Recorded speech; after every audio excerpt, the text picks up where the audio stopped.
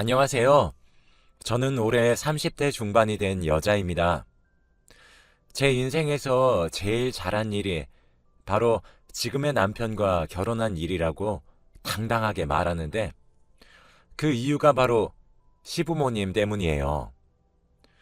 아마 시부모님이 아니었다면 저는 평생을 외롭고 쓸쓸하게 보냈을 겁니다.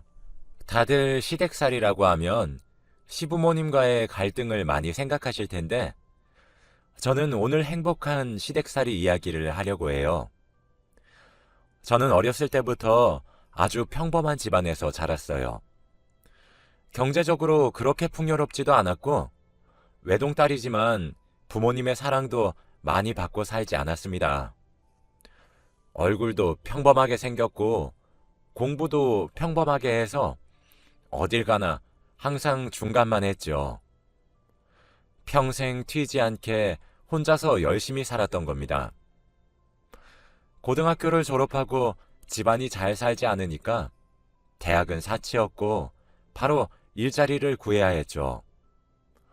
저는 많은 건 안 바랬고 월급만 제때제때 주는 일을 하고 싶었는데 제가 공부를 잘했던 것도 아니고 집안이 좋은 것도 아니니 생각 외로 별로 좋지 않은 직장에 취업하게 되더군요. 그래도 직장이 생기고 드디어 나 혼자 돈을 벌어서 독립할 수 있다는 생각에 정말 악착같이 일을 했습니다. 그렇게 평범한 인생을 살아가고 있을 어느 날, 저희 집안에 아주 큰 사건이 생기고 말았어요. 바로 뺑소니 사건입니다. 저희 집에서 아빠와 저만 일을 하고 있었고, 엄마는 집에서 집안일을 하고 있었어요. 그날도 여느 날과 다름없이 시장에 반찬거리를 사러 나갔다가 횡단보도를 건너는데 한 차가 신호를 무시하고 달렸고 횡단보도를 건너는 저희 엄마를 치고 말았습니다. 그런데 더 심각한 건 그 사고로 저희 엄마는 두 다리를 잃게 되었어요. 사고는 뉴스에 나올 만큼 큰 사고였는데 더 놀라운 건 그 사람은 사람을 치고도 차를 끌고 도망갔죠. 알고 보니 술을 5병이나 마신 음주운전자였고 자기가 사람을 쳤는지도 모르는 아주 나쁜 사람이더라고요. 저는 그날 일을 하고 있었는데 갑자기 모르는 번호로 전화가 와서 업무 중에는 전화를 받을 수 없으니 거절했어요. 그런데 그 뒤로 20통이나 더 왔습니다. 그래서 점심시간에 그 번호 다시 전화를 걸어보니 김순자 씨 자녀분 되시죠? 왜 이렇게 전화를 안 받으세요? 지금 김순자 씨 크게 다치셨으니 얼른 병원으로 오세요. 라고 하는 겁니다. 저는 그 말을 듣고 갑자기 머리가 새하얘지면서 아무 생각도 나지 않았고 심장이 엄청 빠르게 뛰더라고요. 오늘 아침까지만 해도 멀쩡히 나랑 인사를 나누던 엄마가 도대체 무슨 큰일이 생겼길래 병원에서 이렇게 급하게 전화가 오는 건지 저는 당장 반차를 내고 급하게 병원으로 달려갔습니다. 병원 가는 내내 엄마를 잃을까 두려운 마음에 눈물이 주룩주룩 흘렀고 너무 무서워서 아빠한테 전화를 해봤지만 아빠는 전화를 받지 않더라고요. 눈에 초점이 없는 채로 병원으로 가서 저희 엄마 이름을 말하니까 지금 수술 중이라고 했습니다. 안내받은 수술실 앞으로 가니 아빠가 고개를 떨군 채 초점 없는 눈으로 앉아 계시더라고요. 그러면서 어떻게 된 일인지 저에게 말씀을 해주셨습니다. 저는 너무 화가 나고 억울해서 눈물만 엄청 흘렸죠. 그런 금수만도 못한 자식한테 엄마가 사고를 당했다는 게 너무 화가 나고 원망스러웠어요. 저희 엄마는 세상에서 가장 착하고 선한 사람인데 하늘도 무심하십니다. 저와 아빠는 서로 각자의 생각에 잠긴 채 수술이 끝나기를 기다렸어요. 그렇게 몇 시간이 걸린 대수술이 끝나고 엄마는 중환자실로 갔습니다. 저와 아빠는 수술이 끝난 엄마 옆으로 갔는데 아침까지 있던 엄마의 다리가 없었습니다. 한 다리가 아닌 두 다리 모두요. 의사 선생님께서는 이게 최선이라고 했고 더 이상의 방법은 없다고 했습니다. 엄마는 하루아침에 두 다리를 잃은 장애인이 된 겁니다. 아빠는 엄마를 보자마자 병실을 뛰쳐나갔고 저는 다리가 없는 엄마를 보니까 그 뺑소니범에게 화가 머리끝까지 나서 도저히 용서할 수 없겠더라고요. 병실을 나간 아빠는 다시 돌아오시지 않으셨고 저는 회사를 나가지 않고 옆에서 엄마를 간호했습니다. 그 며칠 동안 뺑소니범은 저희에게 사과 한마디 없었는데 경찰에게 들어보니 그 사람이 음주를 많이 해서 기억이 안 난다고만 반복했고 결국 징역 5년밖에 선고를 받지 못했다고 하더라고요. 한 사람의 인생을 이렇게 짓밟은 사람이 어떻게 5년만 살다가 나오나요? 평소에 산책도 자주 하고 걸어 다니는 걸 좋아하는 저희 엄마는 걷는 행복을 평생 누리지 못하게 되었는데 말이죠. 저는 그 뺑소니범이 감옥에 들어갈 때까지 얼굴 한번 보지 못했습니다. 그동안 저희 엄마도 깨어나고 재활치료도 받았어요. 엄마는 일어나자마자 두 다리가 없는 자신을 보고 눈물을 하루 종일 흘리셨고 저는 그런 엄마 옆에서 평생 도와주겠다고 결심했어요. 그런데 그동안 아빠는 단 한 번도 엄마와 저 옆에 나타나지 않았습니다. 전화와 문자를 해도 답장이 없었고 제가 집으로 가니 아빠는 술만 먹고 계시더라고요. 아마 엄마가 그렇게 된 게 아직은 받아들이기 힘드신 것 같았습니다. 그리고 엄마는 재활치료도 열심히 받았고 휠체어를 이제 잘 사용할 수 있게 되어서 퇴원을 하고 집으로 돌아왔어요. 저희 집은 엘리베이터가 없고 계단밖에 없어서 엄마를 데리고 올라가기 너무 힘들었지만 그래도 몇 달 만에 집에 가는 엄마가 행복해 보여서 저는 꾹 참고 엄마를 업고 집으로 데려갔죠. 저는 이제 그날부터 다시 예전처럼 평범한 가족이 될 줄 알았습니다. 그런데 이건 제 착각이었나 봐요. 그날부터 저희 아빠의 가정폭력이 시작되었거든요. 아빠는 술만 먹으면 괴물로 돌변하셨습니다. 그런데 아빠는 술을 먹지 않으실 때에는 평범한 남편이었어요. 시간이 지날수록 아빠의 알코올 중독 증세는 더 심해졌고 술이 없으면 일상생활이 불가능할 정도였습니다. 그래서 직장에서도 쫓겨나고 하루 종일 집에 박혀서 술만 먹었죠. 엄마는 도저히 참을 수 없어서 아빠와 이혼을 했고 저와 둘이서 살게 되었어요.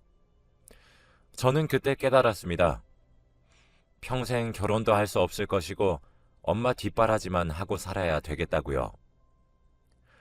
제가 결혼을 하고 가정을 꾸리면 혼자서 외롭게 지낼 엄마가 걱정되었고 평생 동안 불행 속에 사셨던 저희 엄마가 너무 불쌍했습니다. 그래서 엄마를 위해 돈을 벌고 그 돈을 엄마를 위해서만 썼어요. 그런데 그때 한 남자가 나타났습니다. 얼굴도 괜찮고 능력도 성격도 괜찮은 남자였죠. 그 사람을 만나면서 처음 결혼에 대해 생각해 본 것 같아요. 평생 제 인생에서 결혼은 없을 것만 같았는데 그 사람을 보니 가정을 꾸리고 싶은 욕심이 생기더라고요. 엄마한테 몹쓸 짓인 건 알지만 나름대로 저도 지쳐 있었고 조금은 행복을 누리고 싶기도 했습니다. 착한 엄마는 혼자가 되는 게 두렵긴 하지만 딸이 행복하면 좋겠다며 자기 눈치 보지 말고 결혼을 하라고 했어요. 그 남자는 저희 엄마가 두 다리가 없어도 괜찮다고 한 아주 다정한 남자였습니다. 그런데 문제는 그 남자 집안의 부모님이었죠. 처음에는 좋게 말하시면서 결혼을 하지 않아주면 좋겠다고 말씀하셨고, 그 남자는 부모님의 반대를 무릅쓰고 결혼을 진행하자고 하더라고요. 저희가 뜻을 굽힐 생각이 없으니 저에게 찾아오셔서 돈다발을 주시며 우리 아이 인생 망칠 생각하지 말고 제발 결혼 포기해 주세요. 라고 부탁하셨습니다. 저는 이 상황이 도저히 납득이 되지 않았고 이유를 물어도 대답이 없으시더라고요. 단지 제가 며느리감으로 마음에 들지 않아서 그렇게 말하시는 건가 싶어 제가 열심히 하면 좋게 보실 줄 알았어요. 그래서 마지막 기회라고 생각하고 그 남자의 집에 놀러 갔습니다. 그런데 식탁에 앉아 계시던 그 남자의 부모님은 제 얼굴을 보시자마자 화를 불같이 내시면서 그 남자에게 아들, 다른 여자라면서 쟤랑 헤어지고 다른 여자 만나서 오늘 소개시켜준다고 했잖니? 라고 하시더라고요. 그 사람은 부모님께서 저와 같이 밥을 먹자고 하면 반대하실 걸 아니까 일부러 다른 여자를 소개시켜준다고 하고 자리를 만든 모양이에요. 저는 그 사람 부모님의 팔목을 잡고 어머니, 제가 잘할게요. 딱 한 번만 기회를 주세요. 네? 라고 했습니다. 뭐? 어머니? 어디서 내가 네 어머니야? 라고 하시면서 식탁에 있는 반찬들을 제 얼굴에 다 던지셨고 그러면서 하는 말이 더 슬펐어요. 들어보니까 아빠는 술주정뱅이에 엄마는 두 다리 없는 장애인에 평생 가정교육은 받아보지도 못했을 텐데 어떻게 내가 그쪽을 며느리로 삼나? 내가 죽는 일이 있더라도 절대 그럴 일은 없을 거네. 그럼 못 배운 집안에서 자란 사람이 감히 주제도 모르고 우리 귀한 아들을 넘봐? 우리 아들의 아내가 되는 건 절대 안 되네. 당장 이 집에서 나가. 결혼을 반대하시는 이유가 단지 제가 못 믿어서 그런 줄 알았는데 그게 아니라 바로 저희 집안 때문이셨어요. 알코올 중독자 아빠와 장애인 엄마를 가진 저는 자연스럽게 가정교육을 못 배운 사람이 되었습니다. 저는 충격에 휩싸인 채로 그 집에서 나왔고 집 가는 내내 펑펑 울었네요. 제 집안이 평생 저의 장애물이 된다고 생각하니까 너무 막막했고 제 인생에 정말로 이제 결혼은 없을 것 같았거든요. 시궁창 같은 내 인생에서 무슨 부귀영화를 누린다고 결혼이야? 난 평생 결혼은 못하고 엄마 뒷바라지만 하면서 살아야 돼. 내 주제를 알자. 라는 다짐을 수없이 하고 집으로 갔죠. 엄마에게 자세한 이야기를 하지는 않았고 결혼을 하지 않겠다는 말만 했지만 아마 엄마는 눈치를 채신 것 같아요. 제가 밖에서 이런 대우를 받으면서 살아가는 게 자기 탓이라고 생각했는지 혼자 새벽에 우는 소리를 제가 엿듣고 말았거든요. 엄마는 입을 막은 채로 방 안에서 흐느껴 울었고 새벽 내내 잠이 오지 않던 저는 거실을 잠깐 나갔다가 엄마가 우는 소리를 듣고 저도 밖에서 혼자 울었습니다. 다시 평범한 날들을 지내고 있었어요. 다니던 직장에서 일도 열심히 하고 월급을 받으면 저축만 하면서 살고 있었죠. 그런데 몇 달 뒤 갑자기 또 한 남자가 나타났습니다. 우연히 만난 사람인데 처음에는 저에게 좋은 감정을 가지고 있다고 티를 엄청 내더라고요. 하지만 저는 과거의 아픈 추억도 있고 분명 그 사람의 부모님도 저에 대해 알게 되면 그런 상처를 주실 게 뻔하기에 저는 그 사람이 한 발짝 다가오면 저는 두 발짝 멀어지는 관계를 유지하고 있었죠. 제가 이렇게 거절을 하는데도 불구하고 그 사람은 물러설 생각이 없어 보이는 겁니다. 제발 딱 한 번만 만나달라고 애걸복걸했고 저도 저에게 잘해주는 그 사람에게 끌려 딱 연애만 하자는 생각으로 만났어요. 그렇게 한 3년을 만났던 것 같습니다. 저는 시간이 지날수록 그 사람이 좋은 사람인 것을 느꼈고 결혼을 하고 싶었지만 제 주제에 무슨 결혼이냐고 스스로 채찍질하면서 마음을 억누르고 있었죠. 딱 사귄 지 3주년이 되었을 때 남자친구는 저에게 청혼을 하더라고요. 반지를 주면서 무릎을 꿇고 결혼해달라고 했습니다.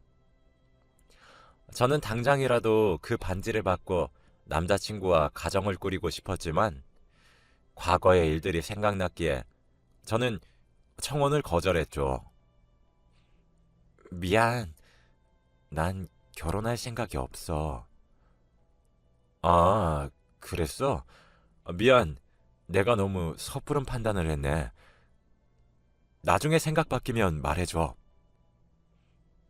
아니, 난 생각 바뀔 일 없어. 난 평생 결혼 안 할 거야. 제 말에 남자친구는 놀란 듯 보였고, 제 마음을 돌리기 위해 매일같이 결혼 이야기를 했습니다. 남자친구가 말을 할수록 저는 많이 흔들렸고, 결혼을 하고 싶었죠. 저는 이제 남자친구와 헤어져야겠다는 생각으로 제 아픈 과거 이야기를 했습니다. 그러면서 과거에 이런 일이 있었으니 당신네들 가족도 똑같을 거라고 말을 했죠. 남자친구는 왜 이런 일이 있었다고 진작에 자기에게 말을 하지 않았냐고 했고 저는 아무 말도 할 수 없었습니다. 또 자기 가족은 절대 그럴 사람이 아니라고 당부했고 한번 속는 셈 치고 집안에 인사만 드리러 가주면 안 되겠냐고 하더라고요. 솔직히 가고 싶긴 했지만 저번처럼 저에게 반찬을 던지시거나 저희 집안 욕을 잔뜩 하시는 것처럼 하대를 받을 걱정이 되었습니다. 하지만 남자친구 하나만 믿고 인사를 드리러 갔어요.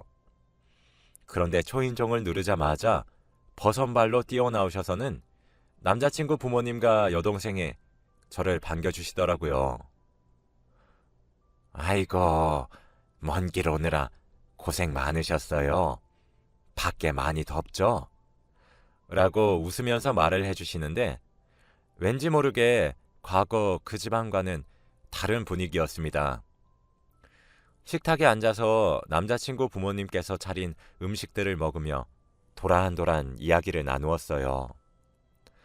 자연스럽게 이야기는 저희 집안 이야기로 흘러갔습니다. 저희 아들한테서 이야기 들었어요. 어머니가 사고로. 저는 그때 조금 겁먹었어요. 어떤 악담을 들을지 마음가짐을 해야 했거든요.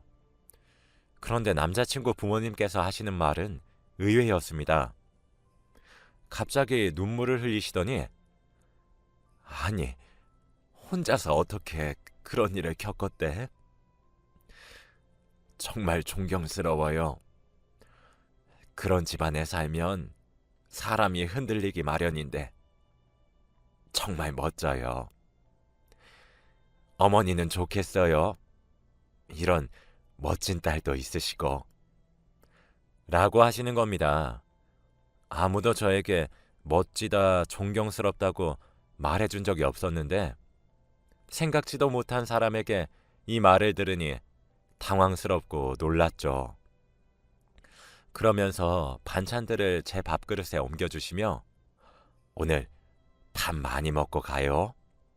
라고 해주셨어요.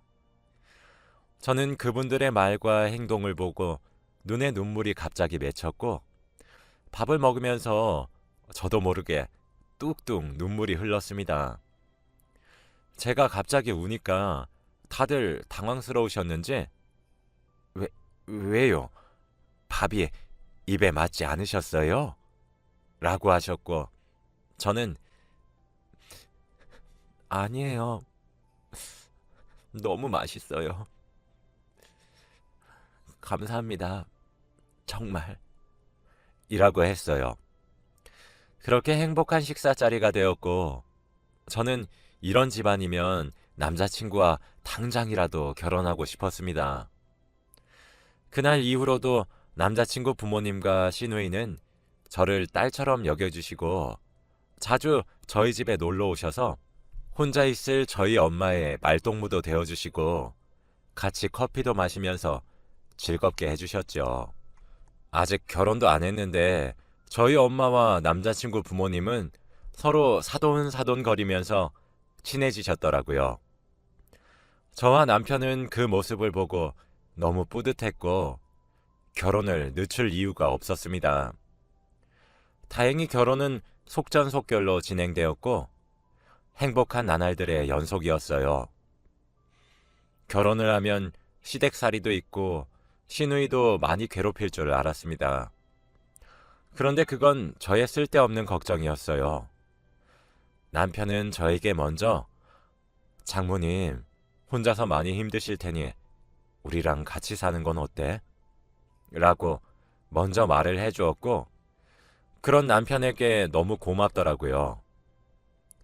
남편은 저와 엄마가 살던 집으로 짐을 옮겨서 셋이서 같이 살게 되었습니다. 그리고 여기서 끝이 아니었어요. 시부모님과 시누이는 결혼 전보다 더 자주 오시면서 저희 엄마의 친구가 되어주셨죠. 그러면서 어느 날은 밤늦게 저를 방으로 시어머니가 부르시더라고요. 혹시 제가 잘못한 거라도 있나 싶어서 겁을 잔뜩 먹고 따라 들어갔습니다. 그런데 갑자기 시어머니는 두 손으로 제 손을 덥석 잡으시고는 며느라, 친구 만들어줘서 너무 고마워. 나이를 먹으니까 친구들도 다 떠나가고 혼자서 너무 외롭고 힘들었는데 사돈 같은 좋은 사람 인연으로 만나서 너무 요즘 행복하다. 네가 우리 집에 들어온 게 아주 행운이야. 복덩이야. 우리 며느리. 라고 하시는 겁니다. 이게 꿈인지 생신지 감회가 새로웠죠. 그러면서 시어머니는 저를 꼭 안아주셨고 시어머니 먼저 거실로 나가셨어요. 저는 뒤늦게 방문을 열고 거실로 나가니 엄마가 해맑게 웃고 있더라고요. 엄마는 사고 이후에 한 번도 웃으신 적이 없는데 시부모님과 남편 그리고 시누이까지 함께 도란도란 이야기를 하며 행복해 하시는 모습을 보니까 제가 다 기쁘고 뿌듯했습니다. 정말 이 남자 아니었으면 어쩔 뻔했나 싶었죠. 그리고 어느 날은 제가 일을 늦게 마쳐서 밤늦게 집에 가야 할 날이 있었습니다. 택시를 타고 가려고 회사 건물을 나왔는데 글쎄 건물 앞에 시아버님께서 계시더라고요. 저는 아버님을 보자마자 아버님, 여긴 어쩐 일이세요? 라고 했어요. 아니, 시간이 너무 늦었길래 데리러 왔지. 우리 며느리. 에이, 택시 타고 가도 되는데. 원래 딸이 밤늦게 마치면 아빠가 데리러 가는 거야. 걱정되는 걸 어떡해. 저는 몇 년 만에 아빠라는 단어를 듣고 너무 벅차올랐어요. 그러면서 같이 아버님과 택시를 타고 가는데 눈물이 흐르더라고요. 어떻게 이런 좋은 시부모님이 계실 수 있나요? 저는 일부러 눈물을 흘리고 있는 걸 들키지 않기 위해서 창밖만 바라보았고 아마 제가 코를 훌쩍훌쩍거리는 소리를 듣고 시아버님도 눈치채신 것 같아요. 저는 집 가는 길에 결혼하기 잘했다고 계속 생각했습니다. 그 사람이 저에게 매달려 준 게 너무 고맙고 감사해요. 지금 생각해보면 평생 불행을 지금 다 보상받은 기분입니다. 다들 시댁이 어렵고 불편하다는 말이 많은데 저는 시댁이 너무 좋고 사랑받는 기분이 너무 행복해요. 평생 동안 사랑이란 걸 받아본 적이 없는데 저를 이렇게 친딸처럼 예뻐해 주시는 분들을 보니 힘이 불끈불끈 솟아오릅니다. 얼마 전에 저희 집에 좋은 일이 생겼어요. 바로 제가 임신을 했거든요. 그것도 쌍둥이를요. 제가 쌍둥이를 임신했다는 소식을 알려드리니 다들 너무 좋아하셨습니다. 그러면서 저한테 절대 움직이지 말고 손 하나 까딱하지 말라고 하세요. 다들 정말 웃깁니다. 그리고 무엇보다 제일 좋아하는 건 바로 시누이가 아닐까 싶어요. 아직 임신 7주차밖에 안 됐는데 얼른 쌍둥이들 보고 싶다면서 벌써 임신 축하 물건들을 잔뜩 사주기 시작하거든요. 예쁜 여동생이 하나 생긴 기분이에요. 이제서야 행복이 뭔지 진정 알아가고 있습니다. 다들 저에게 잘해주시니 너무 기쁘고 이 행복을 감히 제가 누려도 되나 싶네요. 모든 집들이 시댁살이가 심한 게 아니에요, 여러분. 저희 시댁같이 아주 따뜻하고 며느리를 귀하게 여기는 집안도 많습니다. 제 이야기는 여기까지예요.